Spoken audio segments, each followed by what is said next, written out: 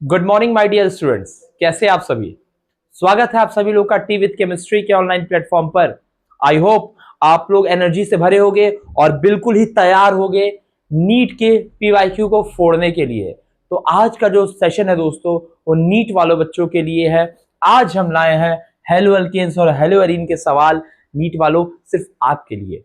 मैंने आज कुल मिला के 7 सवाल चूज किया आपके लिए, जो आपको इस वीडियो में देखने को मिलेंगे।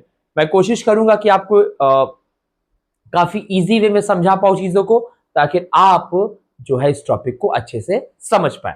तो आइए बिना टाइम वेस्ट किए शुरुआत करते हैं हमारे पहले सवाल के साथ। तो ये रहा हमारा पहला सवाल दोस्तों, और ये काफी अच्छा सवाल है, इसको थोड़ा ध्यान से करिएगा। तो चलिए, ये सवाल आप लोगों ने कर दिया होगा, तो आइए इस सवाल को सॉल्व करता हूं मैं आपके लिए। तो यहां पर क्या पूछ रहा है कि जो हमारा गिवन स्ट्रक्चर है, मैं इस स्ट्रक्चर को दोबारा से ड्रॉ करता हूं दोस्त। जो ये हमारा गिवन स्ट्रक्चर है दोस्त,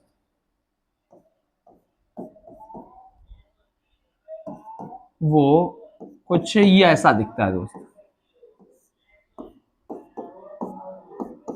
ठीक है दोस्त, और इसका रिएक्शन करा रहे हैं हम लोग AgNO3 के साथ। ध्यान से देखिए, इसका रिएक्शन हो रहा है AgNO3 के साथ। तो ये पूछ रहा है कितने मोल AgCl जो है प्रेसिपिटेट होंगे, यानी कितने मोल AgCl जो है वो प्रेसिपिटेट होगा, ये हमें देखना है। तो AgCl का प्रेसिपिटेशन इस पे डिपेंड करेगा कि यहां से कितने स्टेबल कार्बोकेटाइन्स बनते हैं। तो देखिए 1 2 3 4, 4 क्लोरीन प्रेजेंट है, मतलब 4 कार्बोकेटाइन बनने की पॉसिबिलिटी है। 4 कार्बोकेटाइन बनने की पॉसिबिलिटी है, बनेंगे कितने इसको देखते हैं। तो मैं क्या करता हूं, पहले यहां कार्बोकेटाइन बनाता हूं। तो अगर Cl यहां से निकलेगा तो यहां पर बनेगा एक 3 डिग्री कार्बोकेटाइन जो कि स्टेबल होता है।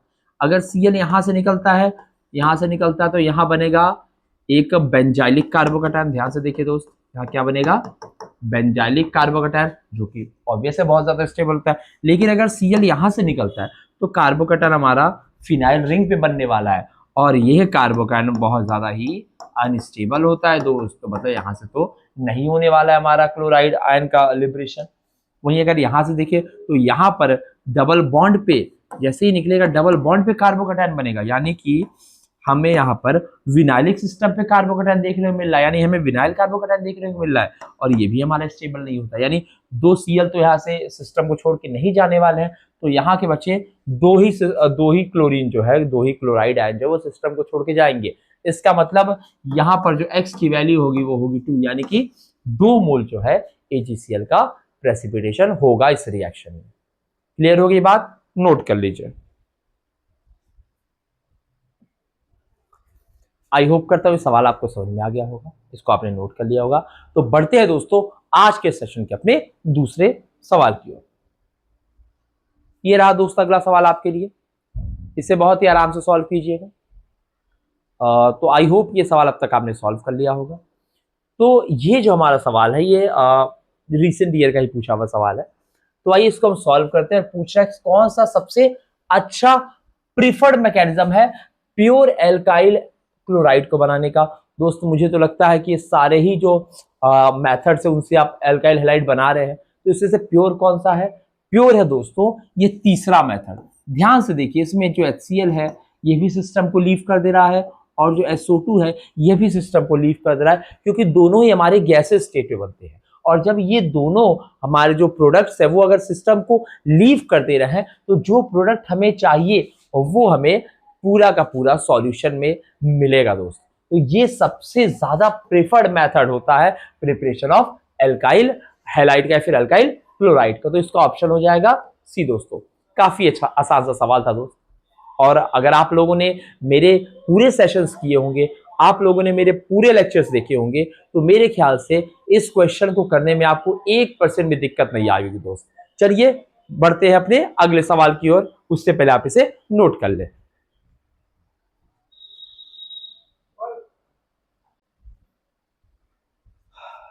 चलिए दोस्त, तो अब बढ़ते हैं हम अपने आज के अगले सवाल की ओर। तो ये रहा दोस्तों आज का अगला सवाल, और ये भी काफी आसान सा सवाल है, इसको जल्दी से एक ट्राई दीजिए।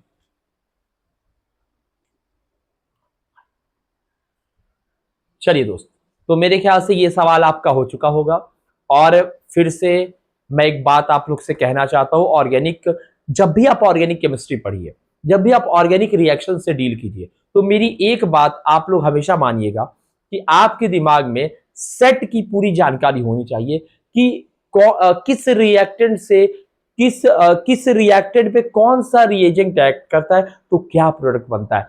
इसका आपके दिमाग में एक रफ स्केच हमेशा बनना चाहिए दोस्त। इसी को हम कहते हैं सेट पहचानना। यानी जब आप सेट पहचान लोगे कि इस पर्टिकुलर हमारे रिएक्टेंट पे ये पर्टिकुलर रिएजेंट लगने वाला है, आपको आंसर तक पहुंचने से कोई रोक नहीं पाएगा दोस्त। समझ गए मेरी बात? आइए सॉल्व करते इस क्वेश्चन को। तो अगर आप यहां देखेंगे तो हमारा जो स्टार्टिंग मटेरियल है दैट इज दिस, इसको अल्कोहलिक KOH के साथ हम हीट कर रहे हैं। जब भी अल्कोहलिक KOH रहेगा दोस्तों, एलिमिनेशन करा देना है। तो एलिमिनेशन कराते ही जो प्रोडक्ट हमें मिलेगा वो ये होने वाला है दोस्त, यानी ए हमारा ये बनने वाला है दोस्त। आइए सी के बारे में पूछ रहा है। अगले स्टेप में HBr से ट्रीट कराया है। जब HBr से ट्रीटमेंट होगा तो यहाँ पे मार्कोनिक ऑफ एडिशन होने वाला है दोस्त। मार्कोनिक ऑफ एडिशन होगा तो हमारा जो मेजर प्रोडक्ट बनेगा that is going to be this. अगले स्टेप में एक्वस KOH है, और एक्वस KOH क्या कराता है दोस्तों? एक्वस KOH कराता है सब्स्टिट्यूशन, जिसके बाद आपका जो मेजर प्रोडक्ट बनेगा दैट इज दिस, और इसका नाम क्या है?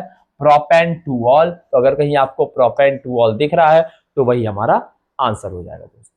आसान सवाल था, हो गया होगा, नोट कर लीजिए।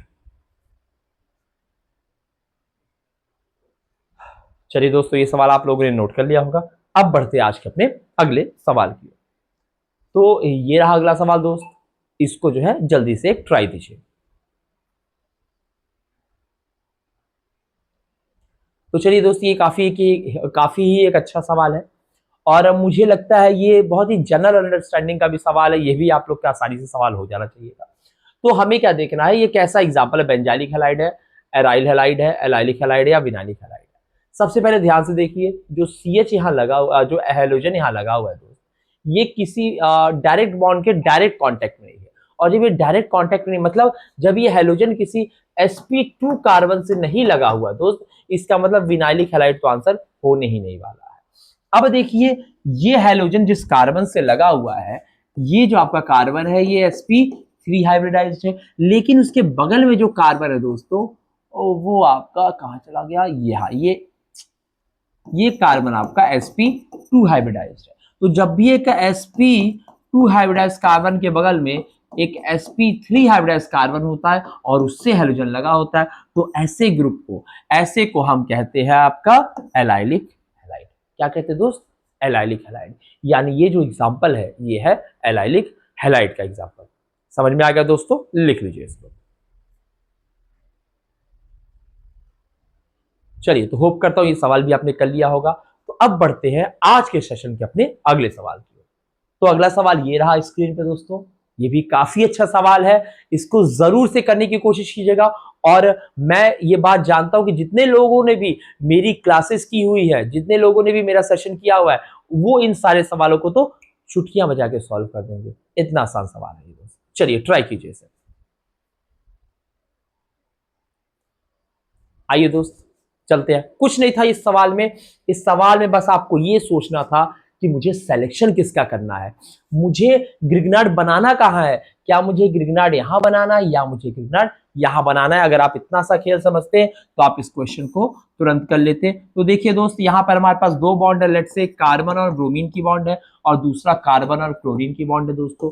अब ब्रोमीन का साइज चूंकि बड़ा है दोस्तों, साइज बड़ा है, तो ये ग्रुप क्या कर सकता है, यानी ये जो बॉन्ड होता है वो रिलेटिवली वीकर होता है दोस्तों। और जब ये बॉन्ड वीकर होगा तो इस पे आपका इंसर्शन जो है वो आसानी से हो जाने वाला है दोस्तों। यानी जिधर आपका ब्रोमीन लगा हुआ है उधर ही आप बनाओगे ग्रिग्नार्ड। समझ गए दोस्त? उधर ही आप बनाओगे ग्रिग्नार्ड। तो यहां पर बनेगा दोस्तों MgBr। ठीक है दोस्तों, यहां पे आपका क्या बनेगा दोस्तों? MgBr। ऐसे लिख लीजिए। ठीक है, ये बनने वाला है यहां पर, और यहां पर आपका Cl एज इट इज रहने वाला है।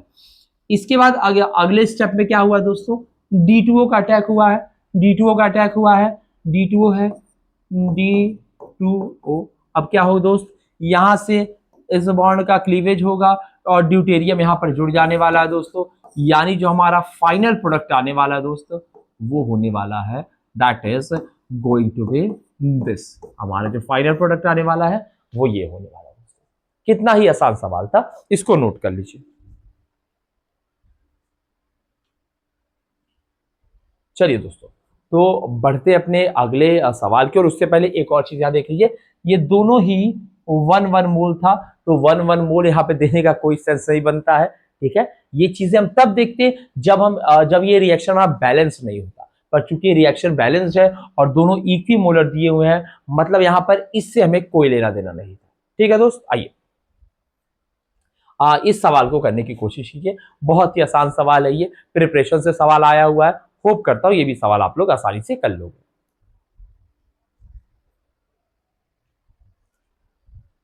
चलिए दोस्त, कर लिया सवाल। आइए बात करते हैं, हमें क्लोरोबेंजीन बनाना है। पहले केस में देखते हैं NH2 के साथ Cl हिट कर ओके। सेकंड केस में बेंजीन है, Cl2 है, एनहाइड्रस FeCl3 है। मिल गया जवाब दोस्त, मिल गया। काफी आसान सवाल था। दूसरा तो जवाब सीधे हो जाने वाला है, हालांकि मैं आपको सॉल्व करके भी दिखा देता हूं। देखिए दोस्त, ये हमारा सॉरी ये हमारा बेंजीन रिंग है दोस्त। बेंजीन रिंग पे इलेक्ट्रोफिलिक सब्स्टिट्यूशन रिएक्शन फास्टर होते हैं। आइए दोस्त, बेंजीन के साथ जैसे ही हमने Cl2 लिया in anhydrous, in presence of anhydrous FeCl3, तो एनहाइड्रस FeCl3 क्या होता है दोस्तों, ये होता है आपका लेविस एसिड।